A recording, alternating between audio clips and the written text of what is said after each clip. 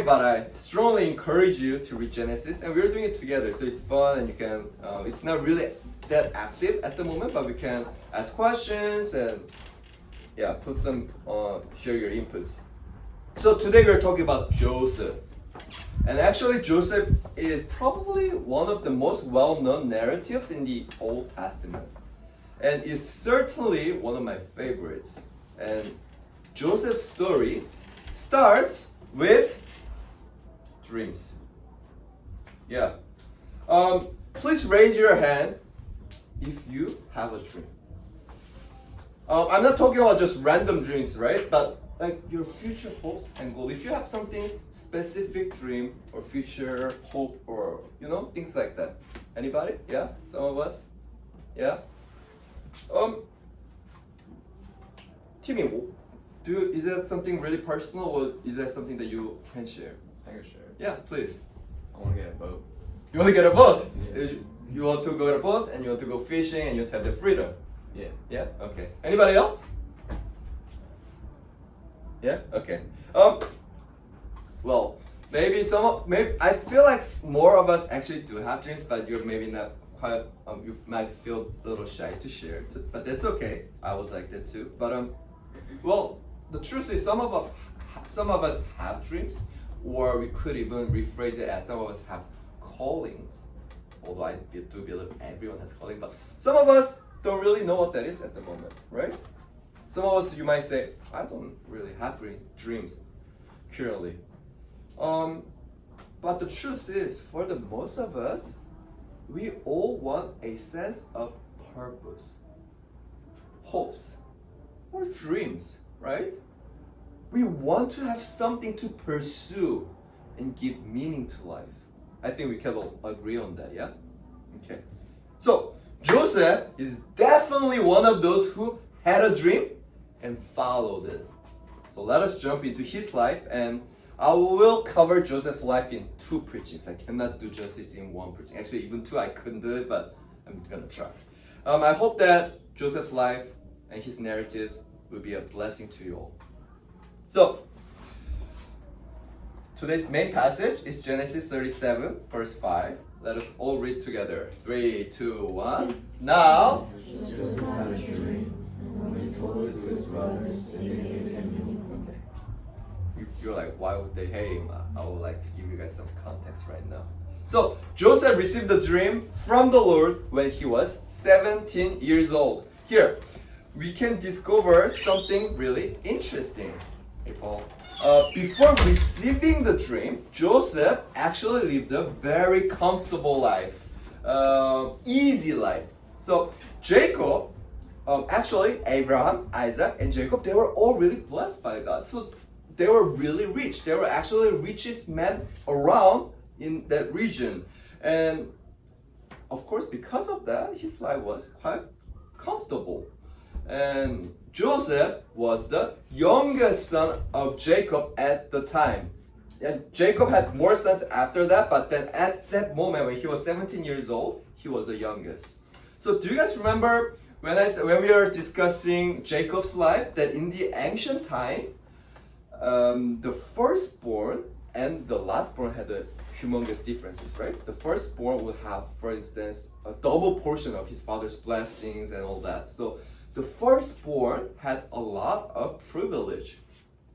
But the thing was, and the lastborn had the last. But that was not Joseph's case, because Joseph was Jacob's most beloved son. Jacob loved Joseph the most. And this was because Joseph was the only son that was born from Rachel.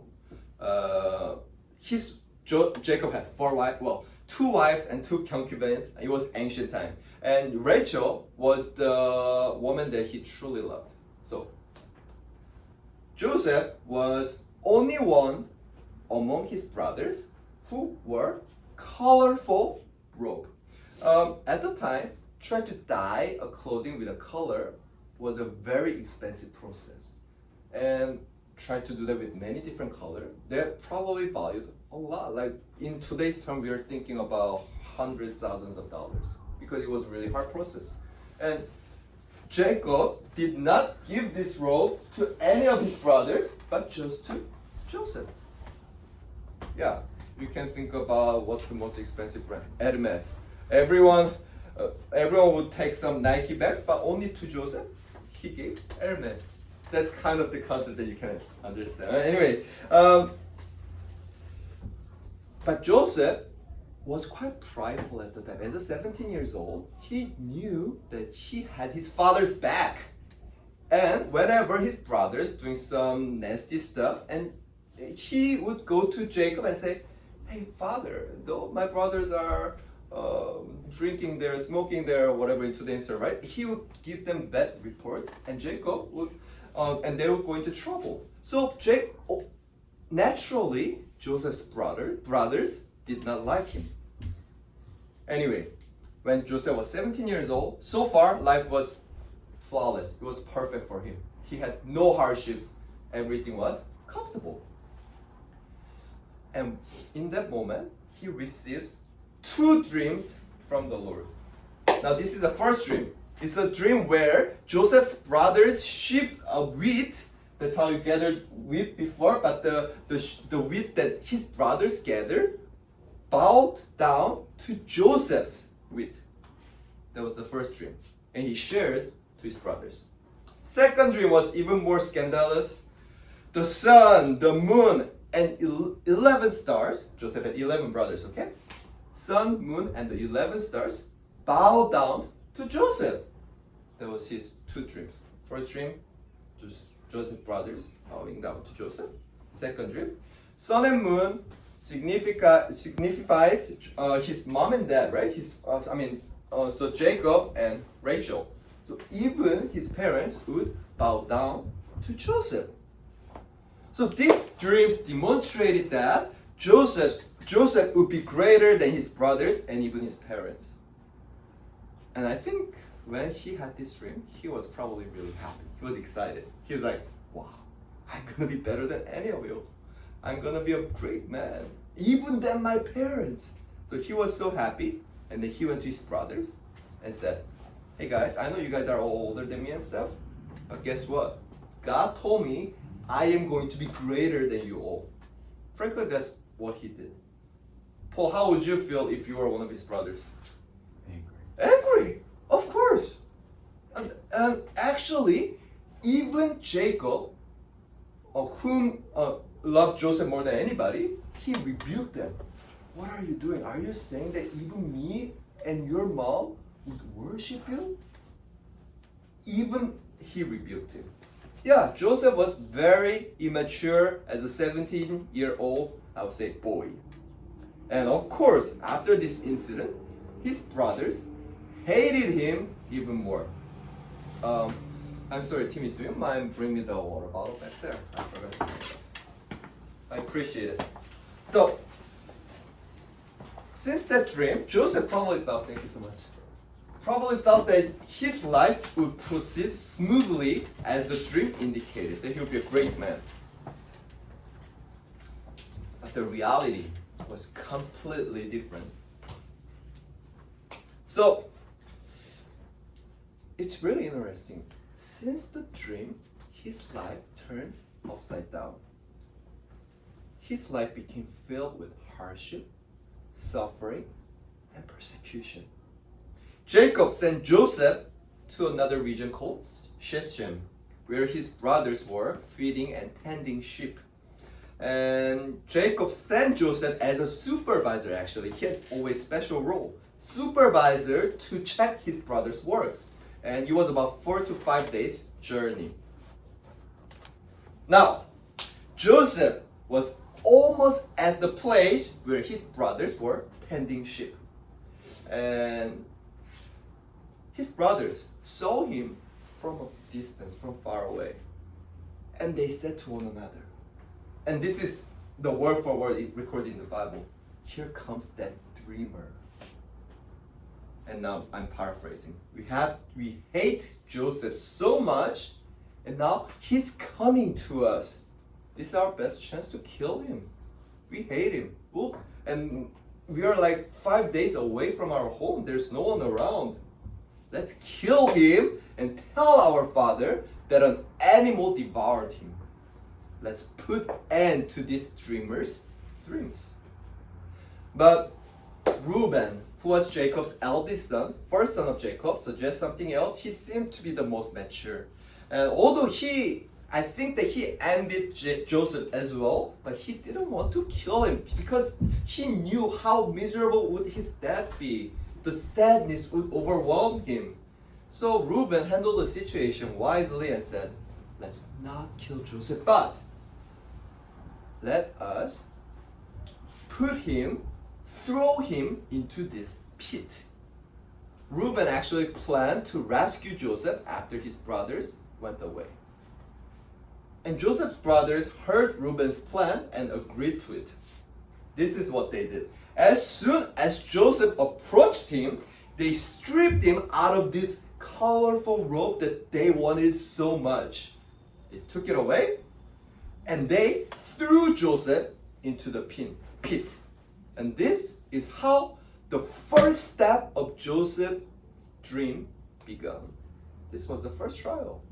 And probably, I think that at this moment right here, Joseph was probably thinking, oh, my brothers are playing a prank on me. They'll probably take me out soon and then everything will be fine. But he had no idea what trials were to come. After throwing Joseph into the pit, his brothers were eating. And while they were eating and the firstborn son of Jacob, Reuben, was away somewhere, some merchants were riding camels toward Egypt.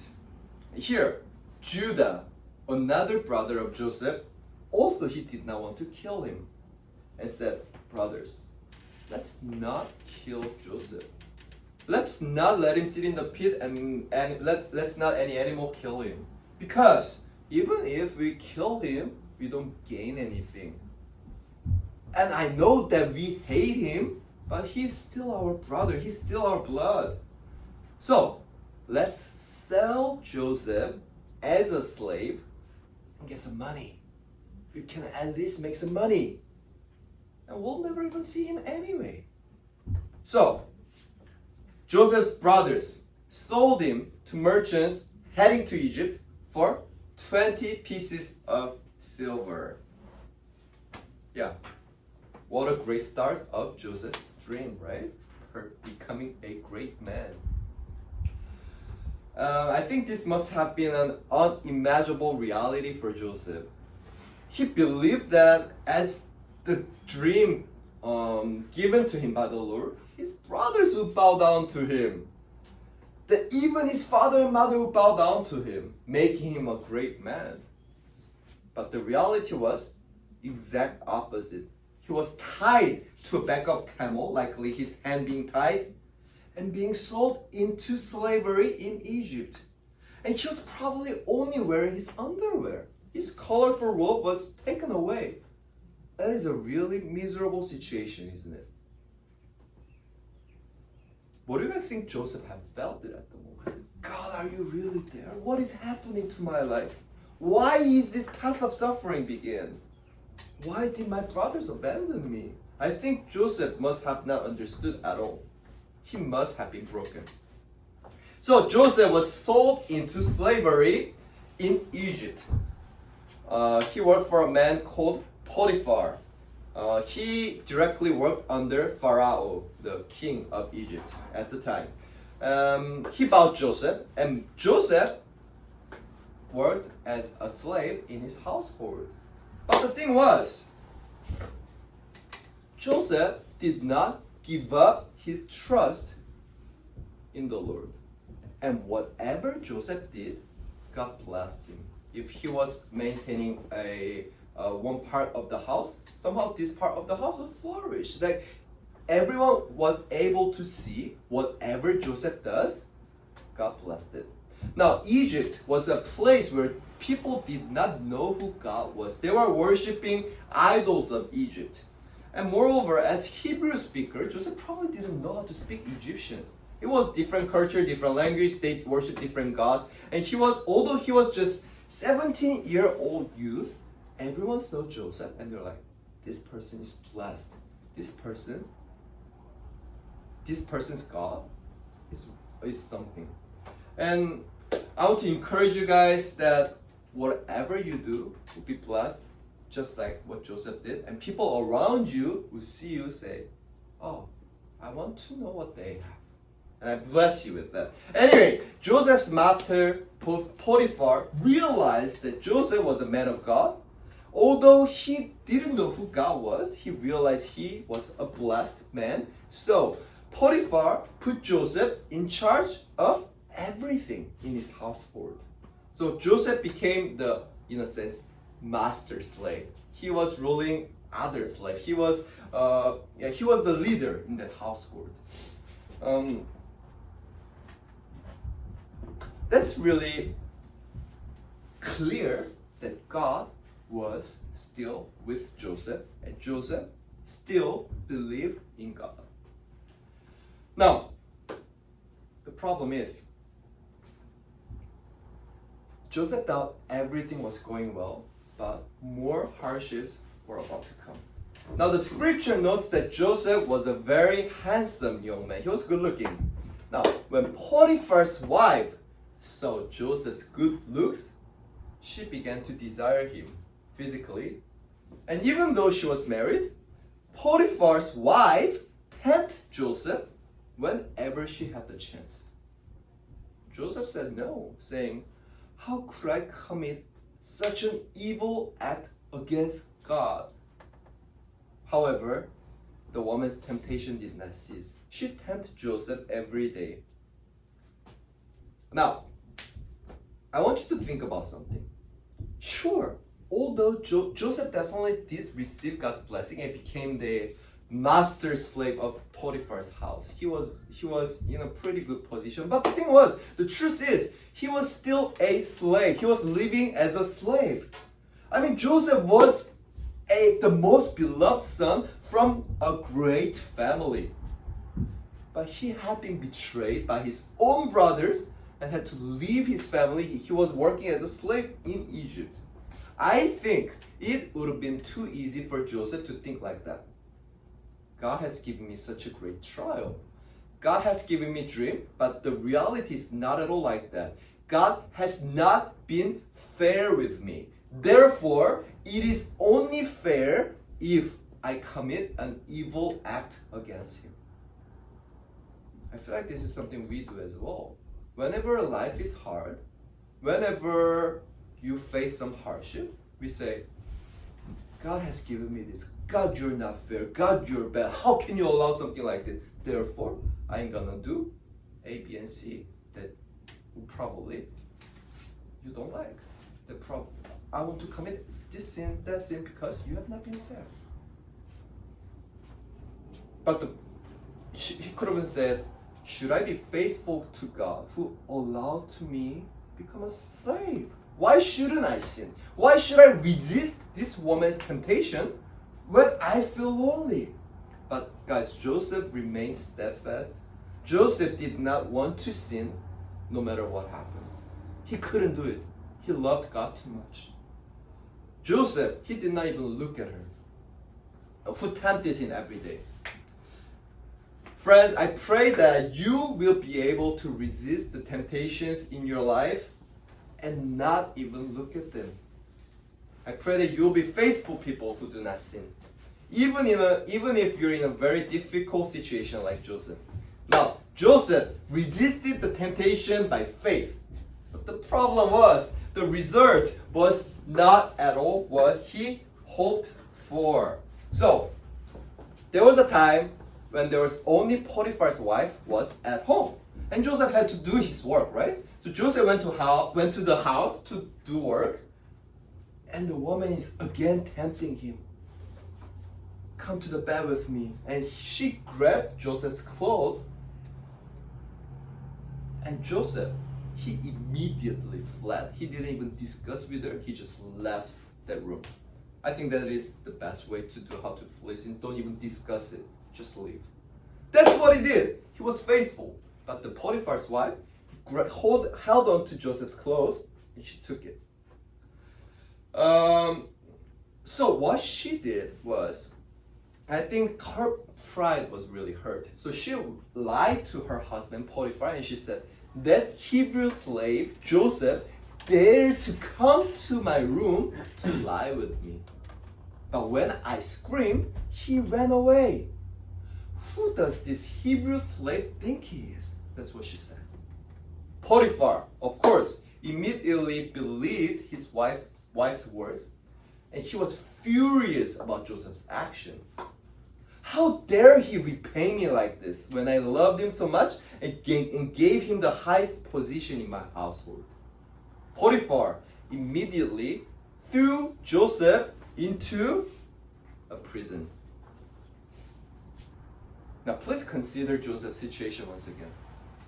Joseph resisted this woman's temptation again and again. He was faithful. Even though he was a slave, he was faithful. Joseph resisted temptation in order to not to sin against God. And think about this. If Joseph actually had really submitted to this woman's temptation and sinned, he would not have gone into prison, right? He could have continued to live in a much more comfortable life in Potiphar's household than in prison. But because Joseph obeyed God's word, because he did not sin, he ended up in prison. How unfair, how absurd, how full of resentment and pain must Joseph's heart have been. Now, let's go back to the beginning.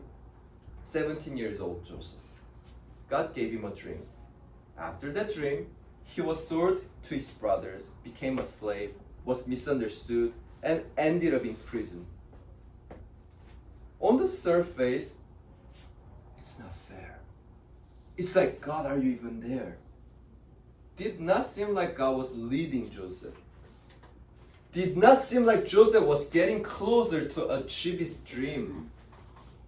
But friends, even though it did not look like it, God was guiding every single step to fulfill the dream that he has given to Joseph. And Joseph never gave up. He continued to walk with the Lord. No matter what situation he was, despite how hard they were, how unfair they were, he was faithful and the Lord blessed him. So, actually, for Joseph's life, this is going to be the pause. I want to end it here for Joseph's narrative. I will discuss more next week. But just a little spoiler for the beginning of the part, even in prison, Joseph was blessed. God gave a comparatively comfortable life in prison for Joseph as well. But the thing is, if you think about this till this point so far, if you actually, there's gonna be a really cool story next week what Joseph will do. But if you stop the story right here, it seems like it's terrible. He's in prison now. He's not getting closer at all to his dream.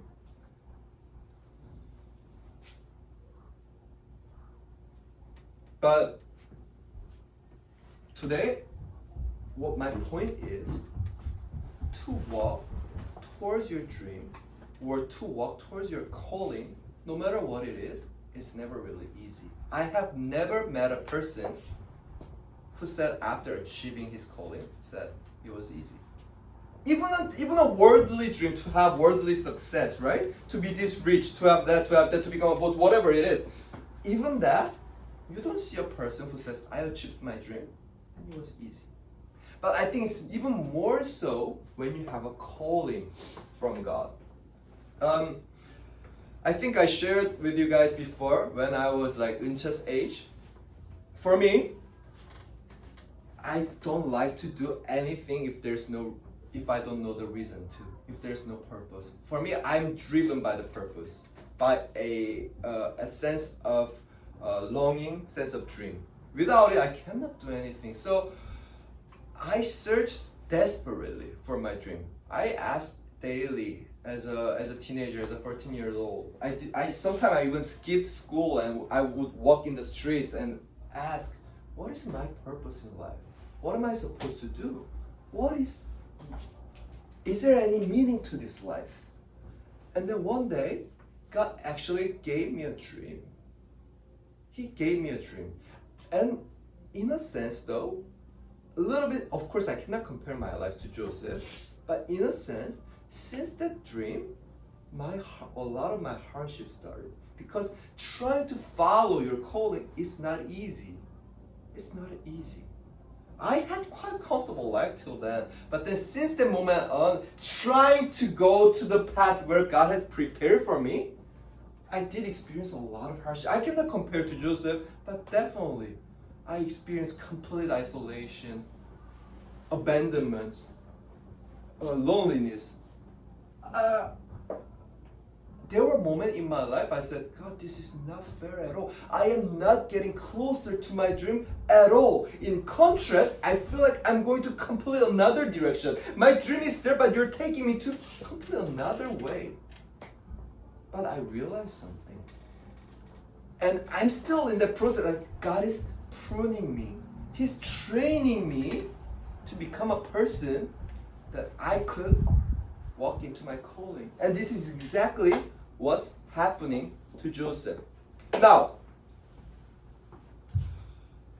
I don't know if you guys have a dream or if you want a dream, but I want to make a point is that what's really important is not to achieve your dream. I will repeat that. Achieving your dream is secondary. Do you know what's more important than achieving your dream? It's getting to the dream. Because you're walking with the Lord. Here the dream that I say is not the worldly dream that I want to achieve A and B. I'm talking about more so God's calling that He has given you. Trying to achieve that, you cannot do it without God. The only possible way to pursue your calling is to do with God. To trust Him, walking step by step with Him. Otherwise, you cannot do it. And many occasions, actually, the most of times, it does not look like you're getting closer. It seems like you're getting farther and farther. It seems like your life is breaking down. Your faith will be tested. And you'll be so vulnerable at times. And there will be times you will want to give up completely. There will be times that you actually do give up. But then you stand back up because God is lifting you up again. I have given up many times. I wanted to give up and it was too hard. I couldn't understand. But I feel like I'm understanding more and more now. And I don't know which path you're in right now. I don't know if you are going towards your calling. I don't know if you have a calling. I don't know if you desire your calling. But what I want to tell you is the following. Even though Joseph's life seems really miserable, you will see later in his chapters, this hard season what made him who he is, who he becomes. And he truly became a man of God. And he walked with the Lord. And I want to bless you guys with that. Will you walk with Him? No matter where you are, no matter which direction you're going. And I will end today's preaching again with Jesus' dream. I will always end my sermon with a gospel because that's our true foundation is. Jesus was born, right? And He also had a dream. Do you guys know what that is? What was Jesus' dream? What was His purpose? What was His goal? I think about that, and I really think that really transformed me. Jesus' dream was to die for us. As a young man, he probably knew that as well. My destiny, the place that God has called me into, he always knew what end he will have.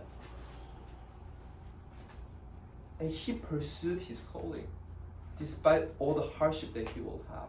And of course, he also knew that he will be raised to life after 3 days, and that he will be glorified, and he will sit in the right hand of the Father. He knew that, but the thing is, he always knew that his purpose was to be a sacrifice for us, to save us. Now, why do we need to trust God? Why do we need to love God?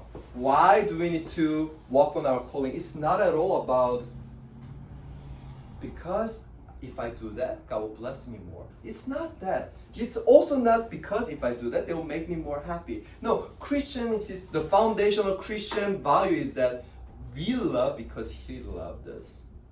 We follow His calling because we give our lives because He gave His to us. We must be transformed by this love.